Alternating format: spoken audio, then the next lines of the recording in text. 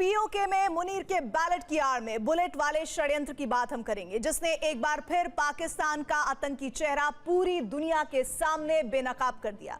PoK में आज बंदूक के दम पर मुनीर और उनकी कठपुतली सरकार ने 13 सीटों पर पहले चरण का मतदान कराया, जिसे पीओके की जनता ने नकार दिया। पोलिंग बूथों की बजाय लोगों ने मुनीर और उनके दमनकारी शासन के खिलाफ आजादी का लॉन्ग मार्च शुरू कर दिया।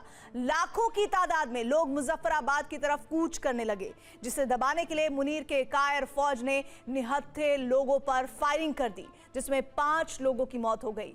वहीं 30 लोग घायल बताए जा रहे हैं, जिसके बाद सवाल उठने लगे कि क्या बंदूक के दम पर लोगों में भरोसा पैदा किया जा सकता है? क्या पीओके की आवाम का पैगाम अब पाकिस्तान का नक्शा बदलने वाला है? हमारी इस रिपोर्ट में देखिए। 27 जुलाई को पीओके के मीरपुर डिवीजन की 13 सीटों पर मतदान हुआ।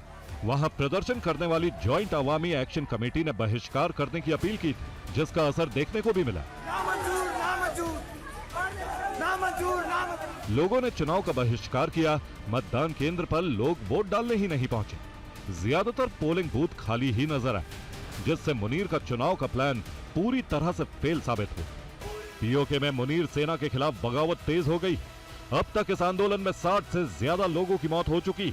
आंदोलन का नेतृत्व कर रही JAAC के ज्यादातर नेता गिरफ्तार किए जा चुके। वहीं 14,000 अतिरिक्त पाकिस्तानी सेना के जवानों की तैनाती पीओके में की गई। अब सवाल है कि आखिर पीओके की आवाम बगावत पर क्यों उतर आई है?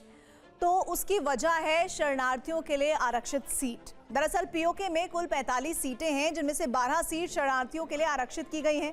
इन्हीं 12 सीट के जरिए पाकिस्तान पीओके की सत्ता को नियंत्रित करता है।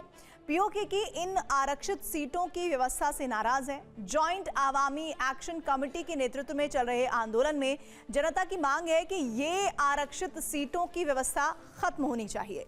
साथ ही मंत्रियों, विधायकों की विशेष सुविधाएं भी खत्म हो और लोगों को मूलभूत सुविधाएं सस्ती दरों पर मिले, जिसे मानने को मुनीर राजी नहीं है, क्योंकि अगर ये 12 आरक्षित सीटों की व्यवस्था खत्म हो गई तो पीओके से पाकिस्तान का नियंत्रण लगभग खत्म हो जाएगा।